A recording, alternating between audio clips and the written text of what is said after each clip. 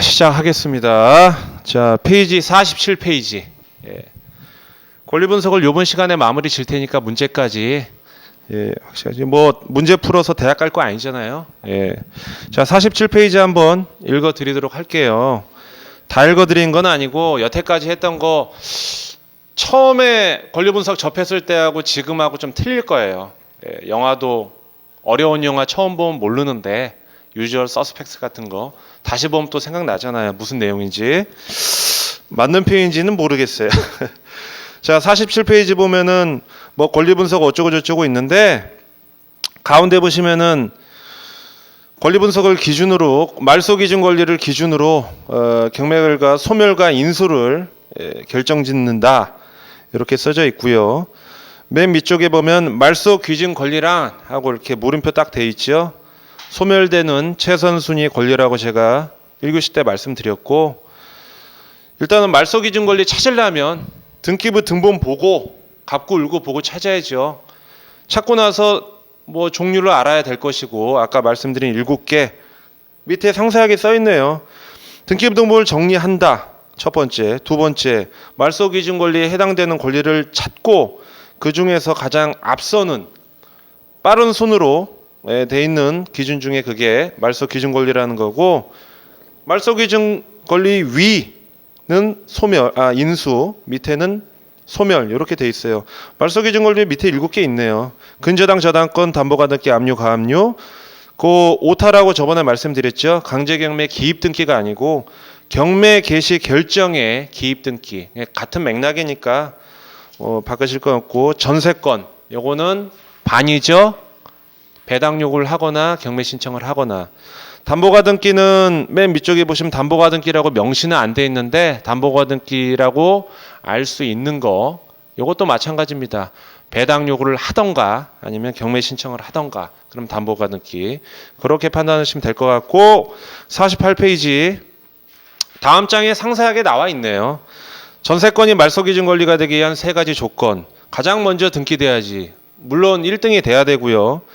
부동산 우리 저번에 문제 풀었죠. 부동산 일부가 아니고 전체에 대한 거. 이 물건 이거 푼 거 기억나시죠?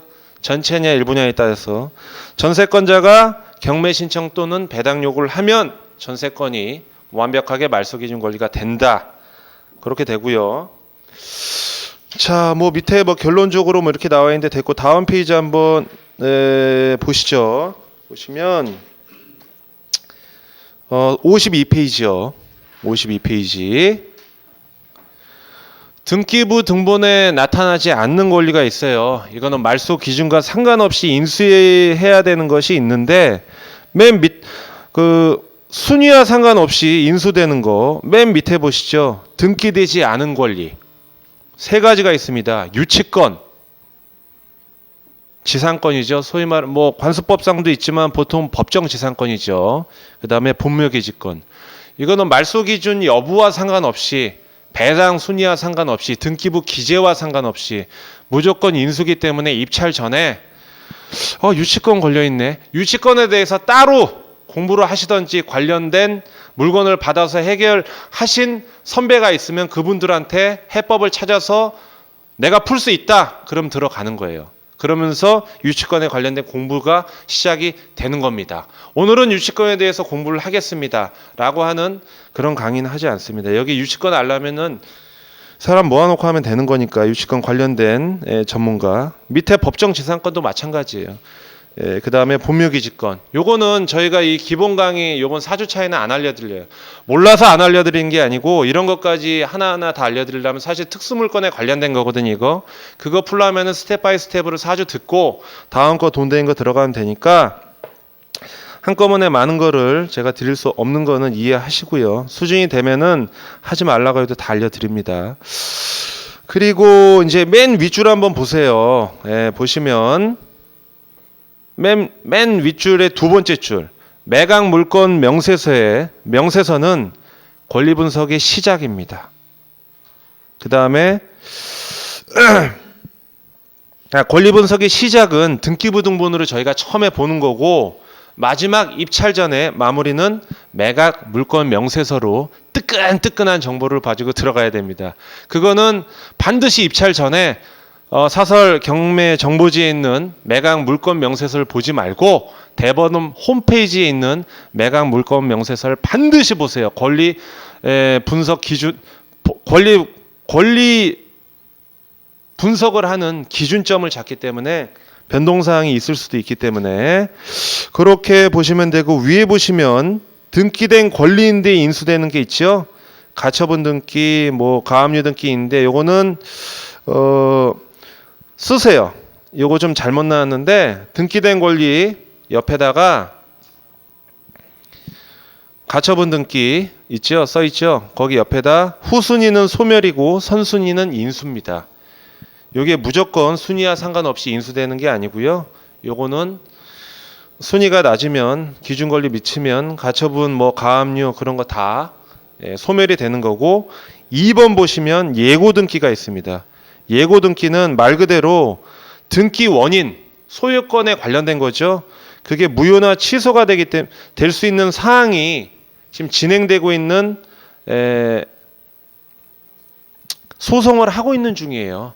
물론 입찰 전에 예고 등기 사건이 끝나서 승소냐, 패소냐, 원고 승소, 원고 승소냐, 뭐 패소냐 이런 게 다 나와 있으면 문제가 안 되지만 진행 중일 때는 신중하게 검토를 해야 되고요. 도저히 답이 안 나오면 입찰을 하시면 안 됩니다.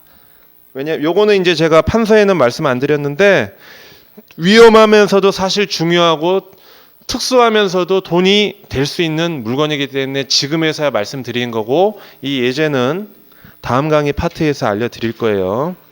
다음 시즌 그때. 그 다음에 58페이지 한번 보시죠. 지금 뭐 들으시면서 정리가 좀 되셔야 돼요. 제가 기존에 했던 거 2주 전에 1교시에도 제가 말씀드린 부분도 상기를 하셔야 되고, 자 58페이지 보시면 대항력 우선 변제권, 최우선 변제권에 대해서 이런저런 얘기가 있습니다. 대항력은 제가 저번 시간에도 말씀드렸지만 임차권 같은 경우는 채권인데 주임법, 특별법이 일반법을 앞서기 때문에 우선하기 때문에 물권화 되는 거죠. 그러면서 전입신고와 점유를 마치면 이 길부터 대항력이 발생돼서 물권화 된다는 거, 그런 얘기고, 그게 대항력에 대한 얘기죠. 그 다음에 뭐 참고로 하나 말씀드리면 대항력은 주택이든 상가든 경매 신청, 개시 기입 등기 전, 다시 말하면 경매 개시 결정 전에 대항력이 유지돼야 되고, 주택 같은 경우는 배당 요구 종기일까지 대항력을 유지하는 요건을 갖춰야 되는데, 실무에서는 배당 요구 종기일이 아니고 배당 기일까지 하는 게 사실 나아요. 배당 의의가 있기 때문에 실무에서는 배당이 사건이 종결이 돼서 완벽하게 끝날 때까지 사실 유지하고 있는 게 낫습니다. 임차권 등기를 하지 않는 한은, 전세권 등기도 마찬가지지만 그래야겠죠. 뭐 며칠 못 기다리나? 어차피 끝내서 나가는 집 기다려줘야지. 자기가 받을 돈이 있다 하더라도 혹시가 있기 때문에 역 같은 상황이 벌어질 수도 있기 때문에요. 그 다음에 가운데 줄 보시면 우선 변제권은 대항력을 당연히 갖고 확정일자 받는 법 알려드렸죠. 그 다음에 우선 변제권 밑줄에 상세하게 나와 있네요. 우선 변제권은 해당 부동산이 경매로 매각될 때 배당해서 자신의 권리 순서대로 보증금을 돌려받을 수 있는 권리다. 한마디로 배당 순위를 결정 짓는 게 우선 변제권. 맨 밑줄 보시면 최우선 변제권 있죠? 소액 임차인에 해당되면 주임법 상임법에 해당이 되는 소액 임차인이면 권리 순서와 상관없이 선이든 후든 말소기준 권리 순서와 상관없이 최우선적으로 받을 수 있다. 돈을. 요거는 이제 최우선 변제권 돈 받을 수 있는 요건은 대항력 플러스 배당 요구만 하면 돼요. 확정일자랑 상관없어요. 확정일자 안 해도 됩니다. 그러나 왼쪽에 나와 있죠. 우선 변제권은 대항력 플러스 확정일자를 반드시 받아야 됩니다. 예. 그러면 돈 받을 최우선 소액 임차인이 왜 배당 요구를 해야 되는지, 그러면 당연 배당권자와 배당 요구 종길 내에 배당 요구 손을 드는 사람, 이 두 가지가 있거든요. 여기서 소액 임차인은 당연 배당권자가 아니에요. 예를 들면 당연 배당권자는 누가 있을까요? 등기부에 명시된 사람이 대부분 되겠죠. 뭐 임차권 등기를 한 사람, 전세권 등기를 한 사람. 그다음에 경매 신청 보통 은행이 하잖아요. 근저당. 그 사람 배당 요구 할 필요 없죠. 뭘. 경매 신청하는 사람이. 예, 그렇게 보시면 됩니다. 자, 보시면은 뭐 주택임대차보호법은 계약서 가지고 도장 들고 뭐 주민등록증 들고 주민센터나 아까 말씀드린 대로 뭐 법원 등기소나 공증사무실 가서 확정일자 받으면은 우선 변제권이 되고요. 상가는 관할 세무서장 소재지죠. 해당 물건 소재지 가셔서 하시면 됩니다. 그래서 요걸 가지고 저번에 문제를 풀었죠. 그리고 하나 말씀드리겠습니다. 요거는 중요한 사안이니까 말씀드릴게요.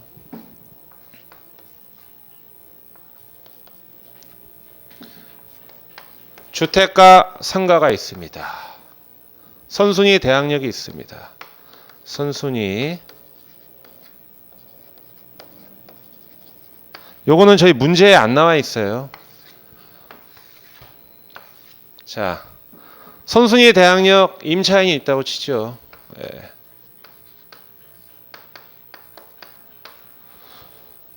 자, 여기서 문제를 내드릴게요. 자, 이렇게 하면 되겠네. 여기 책에 문제가 없기 때문에 8월 1일, 7월 30일, 8월 5일. 예를 들어서 근저당. 이렇게 두 개 나눈 거는 공통적인 거예요. 공통적인 거. 주택가 상가. 주택임대차보호법의 적용을 받는 분.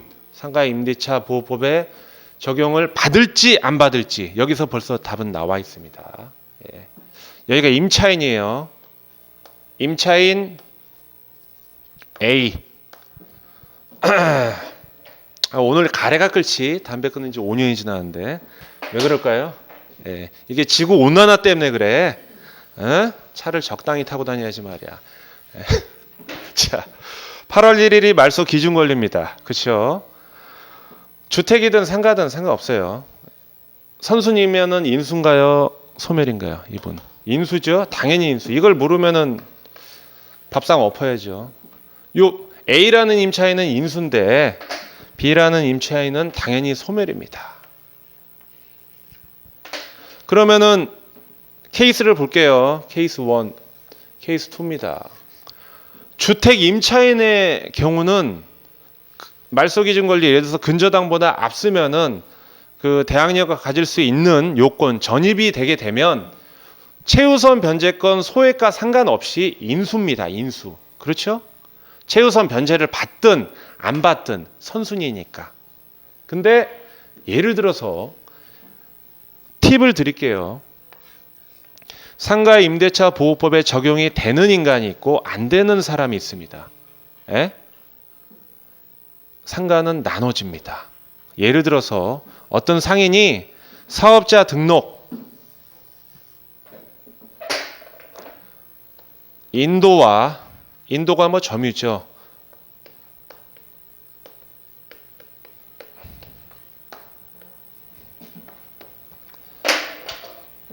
이번엔 상인이에요. 주택이 아니고. 근저당보다 인도와 사업자 등록을 먼저 했습니다. B 같은 경우는 후에 했어요. 예를 들어서 주택은 배제하는 겁니다. 이제 상가예요. 근저당. 이거 인수입니까? 아니면 소멸입니까? 말씀을 하세요. 빨리. 인수입니까? 소멸입니까? 인수? 인수입니까? 소멸입니까? 인수입니까? 요거는 내가 시간을 끌어도 반드시. 요거요. 여기 답이 있네. 근저당 되니까. 에? 이 답이 있잖아요. 우리 뭐 한 거야? 저번에 다 풀었는데. 뭐, 근저가 정경당 알면 뭐해. 앞이야, 뒤야 그거잖아요. 다시 한번 말씀드릴게요. 뻔한 문제를 왜 내는지 제가 말씀드릴게요. 말소 기준 권리보다 앞에 있어요. 인수입니까? 소멸입니까? 주택이든 상가든 똑같죠. 뭘. 요거는 소멸이죠. 예. 역시 제가 이제 알려드린 대로 의해서 예. 정답은 여기 있습니다. 결론은 인수도 아니고 소멸도 아니고 다 틀렸습니다. 예, 다 틀렸어요. 이게 책에 없어요. 주택 임차인은 최우선 변제권을 받는 주택 임차인이든 아니면 우선 변제에 의한 임차인이든 간에 말소기준 권리보다 선순위면은 당연히 인수인데요. 상가 임대차 보호법에 인도와 사업자 등록을 한 사람이라 하더라도 선순위라고 하더라도요. 상가 임대차 보호법 적용 대상이 안 되는 영세 상인이 안 되는 사람은 인수가 아니에요. 나가리. 보증금이 앞에 6억이 걸려 있어도요. 물론 당연히 안 되겠죠. 5천이 돼 있던 인수를 안 받아야 다 소멸이에요. 소멸. 그걸 정확히 구분을 지으셔야 돼요. 정확히. 그거 제가 다음에 메모해 보세요. 메모. 다음 시간에 알려드릴게요. 2012 타경 19874 예. 선순위 상가 임차인인데 미배당 사례 말 그대로 인도명령 대상자예요. 당연히 낙찰자는 인수할 사항이 없고 법원에서 인도명령 신청을 낙찰자가 하면 당연히 인용이 되는 인간 케이스 그 사례예요. 그래서 구분을 잘 지으셔야 돼요. 선순위인데도 상가 임대차 보호법 적용 대상이 안 되는 사람이면 의미가 없어요. 중요하죠. 상당히 중요해요. 실무에서. 예? 왜? 우리가 뭐 주택만 낙찰받나요? 아유 구분상가 101호 102호도 받고 뭐 통상가도 받잖아요. 예. 상당히 중요한 겁니다. 선순위인데도 못 받아. 예. 그러니까 역으로 따지면 내가 임차인으로 들어갈 때 예? 부동산이랑 얘기하는데 조금 배웠다고 얘기해서 근저당 잡혔나? 아 을구 깨끗합니다. 좋아. 그러면 이제 뭐 당연히 전입을 하겠죠. 계약을 하겠지. 근데 내가 계약하고 1년 있다 뭐 은행이 됐던 뭐 개인 근저당이 됐던 간에 한참 후에 잡혔다고 해서 넋놓고 좋아할 일이 아니라는 거죠. 계약 당시에 애초에 내가 돈 줄 때 혹시 모르니까 상가 임대차 보호법 대상이 되는지 그거를 확인을 해야 돼요. 그렇죠? 그럼 이상하다. 내가 계약할 때 일일이 확인해야 되나? 야 이거 왜 그럼 안 되는데 이거 큰일 났네 이거. 그래서 퀴즈를 드릴게요. 건물주예요. 퀴즈. 이거는 실전과 대비를 시켜야 돼요. 자, 강남역. 예? 강남역이에요. 강남역 좋죠. 불패 아닙니까? 강남역이 이제 번외적인 얘기지만 왜 좋습니까? 물이 좋아, 뭐가 좋아. 강남이 물론 뭐 빌딩이 잘 정비돼 있고 뭐 사실은 강남이 이제 계획도시잖아요. 예전에 뭐 배밭, 뽕밭이었는데 그런 걸 떠나서 강남역이 사실 좋아진 이유가 교통의 허브입니다. 여기서 못 가는 데가 없어요. 용인이고 수지고 천안이고 뭐고 다 가요. 뭐 북쪽으로도 가고 이쪽으로도 가고 교통의 요지고 뭐 물론 뭐 여기 뭐 일자리가 많죠. 삼성도 들어오고 이런저런 이유로 인해서 강남역이 상당히 좋고 강남에 실제로 쓸만한 빌딩, 강남역 주변에 빌딩 상가 경매물건 안 나옵니다. 매매도 잘 안 해. 팔지도 않아. 그리고 좀 급하다 싶으면 이미 부동산들이 정보가 다 돌기 때문에 소리 소문 없이 다 팔리지 경매까지 나온 거는 쉽지 않아요. 이 말씀은 이제 번외적인 얘기였고 뭔 얘기를 하려고 했냐? 갑자기 까먹었네. 왜 이런 얘기 했을까? 예. 강남역. 자, 보세요. 강남역에 뭐 스트리트 상가 있잖아요. 있는데 예를 들어서 올리브영이 200평을 씁니다. 200평. 200평을 쓰는데 예를 들어서 뭐 보증금 1000에 현재 기준이요. 1000에 뭐 10만 원 할까요? 자, 페이지 보세요. 자, 보시면 67페이지. 67페이지 보시면 이 표를 알려드리려고 정확하게 말씀드린 거예요. 67페이지 맨 밑에 보시면 2014년 1월 1일 있죠? 작년에 개정된데 서울시가 법률 적용 대상 환산 보증금이 얼마예요? 4억이잖아요. 4억. 자, 여기서 볼게요. 강남역 이제 끝났고. 네. 환산 보증금을 아셔야 돼요. 이거는 지금 뒤에 표를 미리 말씀드린 거예요. 환산 보증금. 주택은 환산 보증금이 없어요. 그냥 보증금 권리 신고하면 그 돈이 그 돈인데 환산 보증금 말 그대로 환산이에요. 보증금이 만약에 1,000만 원입니다. 월 임대료가 차임이죠. 만약에 50이다. 그러면 이건 6천이 되죠. 환산 보증금이. 왜? 50만 원 곱하기 100을 하면 5천이 됩니다.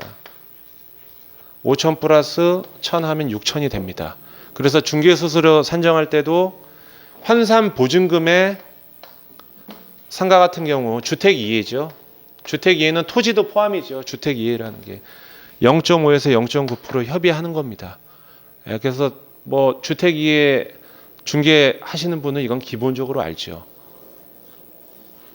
근데 환산 보증금을 이렇게 말씀드린 이유는 뭐냐 하면, 자, 서울이 4억이라고 나와 있죠? 페이지 67페이지 보시면 2014년 1월 1일 기준 그 이후로 개정이 안 됐으니까 1월 1일부터 현재 2015년까지 아닙니까? 진행형이죠. 과거형이 아니고.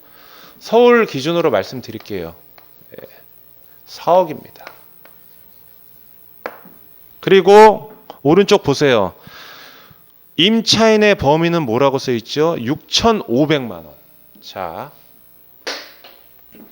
6,500만 원. 계산을 해보겠습니다. 6,500을 받으려면 계산해 보면 뭐 보증금 1,000에 월 55만 원 하면은 6,500이 나올 거예요. 예. 그렇잖아요. 그렇죠? 그 다음에 서울 4억이면 또 이런 맥락으로 하면 뭐 보증금 예를 들어서 뭐 1억에 월 300 하면 4억이 나올 겁니다. 300 곱하기 100 하면 3억이니까. 그러면 그 표를 보시면 왼쪽은 서울 4억이고 여긴 6,500이고 또 오른쪽 보시면 6,500이면 얼마죠? 2,200이죠? 아우 복잡해. 짜증나게. 복잡하단 말이에요. 이건 뭐고 저건 뭐고 이건 뭐냐. 지역별로 틀리지만 환산 보증금이 4억 안에 있는 분들은 상가 임대차 보호법에 관련된 법률 적용 대상자예요. 예를 들어서 뭐 계약 갱신 청구권이라든가 전세를 월세로 돌렸을 때 전환율 작년에 15%에서 12%로 바뀌었거든요. 그런 상가 임대차 보호법 적용 대상이에요. 최우선 변제권 대상이 아니고. 그리고 이건 뭐냐 하면은 소액으로 받을 수 있는 영세상인, 아까도 말씀드렸죠. 영세상인이 받을 수 있는 최우선 변제 금액이에요. 그러면 이러쿵저러쿵 따져서 보증금이 500이 됐던 월세가 어떻게 됐던 간에 6,500을 넘으면 안 된다는 얘기예요. 지금 보시면 6,500도 뭐라고 써져 있냐면 이하니까 포함이네. 이하죠, 이하. 얘까지 포함. 그러면 최우선 변제 안에 들어가는 사람은 당연히 상가 임대차 보호법 안에 들어가겠죠. 예? 그러면 저거는 그냥 상위법에 적용되냐 안 되냐 뿐이고 최우선 변제는 이 금액 이하에 드는 사람, 만약에 내가 보증금이 환산으로 해서 6,500이 있으면 법적으로 보호받을 수 있는 금액이 2,200입니다. 라고 돼 있는 거예요. 돼 있는 거라고요. 그렇죠? 요거는 제가 안 지울게요. 그러면 원론적으로 이제 다시 원론이 아니라 처음으로 다시 돌아오면 200평에 있는 사람이 이 얘기가 연결됩니다. 집중해서 들으셔야 돼요. 아까 얘기랑 지금 얘기랑 틀린 게 아니에요. 200평인데 여기를 다시 한번 보세요. 기억을 하고 있으셔야 돼요. 자, 아까 말씀드렸죠. 8월 1일 근저당이 있고 뭐 7월 15일 임차인이 있습니다. 요거는 상가예요. 상가. 그다음에 뭐 8월 5일 비임차인이 있는데 지금 사안은 B가 아니고 A일 경우에 선순위인데 보호를 못 받는 경우잖아요. 아까 말씀드린 게. 그러면 내가 예를 들어서 여기가 200평을 갖고 있는 업체가 보증금 1억에, 보증금 뭐 5억에 실질적인 얘기 말씀드린 월세 한 4천이란 말이에요. 사실은 더 세. 이것도 아니야. 예를 들면 뭐 보증금 뭐 10억에 월세 한 5천 할 거예요. 예를 들면. 그럼 이 사람은 어차피 최우선을 떠나서 상가 임대차 보호법 대상이 안 된다고요. 안 되는데 CJ 올리브영이 대기업인데 선순위로 해놓고 뭐 근저당을 잡았단 말이에요. 주인이. 그럼 이 돈을 날려요? 보증금 10억을? 날릴까요? 안 날릴까요? 그럼 어떻게 해야 될까요? 이 사람은. 만약에 CJ 올리브영이다. 그 대기업에서 어떤 조치를 할까요? 이럴 때. 그래서 전세권 설정을 하는 거예요. 그래서 전세권 설정은 물권화 돼 있잖아요. 예? 전세권은 인수잖아요. 선순위는. 그래서 제가 상가 중개를 하면서 보증금 월세가 좀 큰 거는 전세권 설정을 자꾸 해달라는. 뭘 귀찮게 자꾸 그런 얘기에 보증금 내주고 월세 안 내면 까면 되는데 그 뜻을 제가 경매하면서 한 거예요. 그것까지 생각해가지고 전세권 설정을 하는구나. 전 몰랐어요. 중개할 때. 그런 폐단을 어떻게 막을 수 있는 방법이 없을까. 그리고 굳이 금액이 아주 크지 않다고 하더라도 주인 동의만 얻으면 전세권 설정할 수 있어요. 그거는 중개업자와 매수자와 조율을 하고 또 그 의견을 조율받은 중개업자가 이런 사항 때문에 경매가 들어갈 상가는 아니지만 또 불안하니까 혹시 모르니까 해주세요 해서 충분히 할 수 있어요. 금액이 작다 하더라도. 그래서 요거는 이제 차후에 말씀드리려고 했는데 미리 끄집어낸 게 이렇게 상가 임대차 보호법은 주택에 비해서 선순위라 하더라도 불합리하게 당할 수 있는 경우가 있기 때문에 우리가 만약에 상인으로서 무슨 창업을 할 때는 전세권 설정을 하지 않을 때 대부분 실무에서는 잘 안 해주려고 하잖아요. 큰 거는 당연히 해줘. 금액이. 스타벅스 들어오는데 안 해줘요. 건물이 사는데. 하라는 대로 하지. 하는데 내가 영세 상인이라고 생각하는 금액 범위 있으면은 만약에 뭐 단돈 500만 원 차이 때문에 내 돈을 날릴 수가 있어요. 그런 것까지 생각을 하셔서 경매와 상관없이 계약을 하셔야 된다. 내가 상가 임차인 입장이면. 그래서 이 부분 말이 좀 길긴 했지만 상당히 중요한 부분이에요. 경매를 떠나서. 자, 뒤에 거는 안 지울 테니까 인지를 하시고 자